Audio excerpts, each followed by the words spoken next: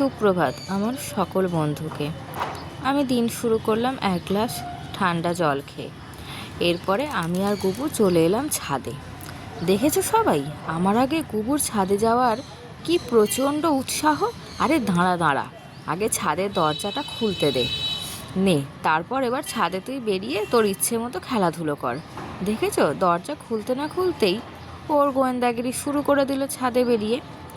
ও যা করার করুক, আমি ততক্ষণ এখানে একটু মিঠে করা রোদে আমার সকালের মর্নিং ওয়াকটা করে নিই। সকালবেলা মর্নিং ওয়াক করা কিন্তু স্বাস্থ্যের জন্য খুব ভালো। এর ফলে কি হয় বলো তো, তোমার সারা দিনটা কিন্তু খুব রিফ্রেশমেন্ট লাগে নিজেকে। এরপর নিচে এসে ভালো করে বিছানাটা গুছিয়ে নিলাম, তারপর সারা রাত ধরে ভিজানো মেথির জলটা খেয়ে নিলাম। এরপর একটু ব্রাশ করে ফ্রেশ হওয়ার পালা। এরপর ব্রাশ করে ফ্রেশ হয়ে তারপর সারা রাতের ভিজানো ছোলা বাদাম খেলাম, তারপর একটু লিকার চা খেয়ে নিলাম।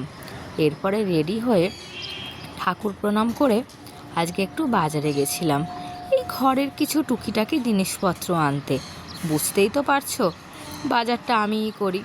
তারপর বাজারে গিয়ে একটু পছন্দের সবজি কিনলাম, তারপর বাড়ি এসে ব্রেকফাস্ট করলাম ডিম সেদ্ধ আর কাবলি ছোলা তরকারি দিয়ে। আজকে মা একটু বানিয়েছিল।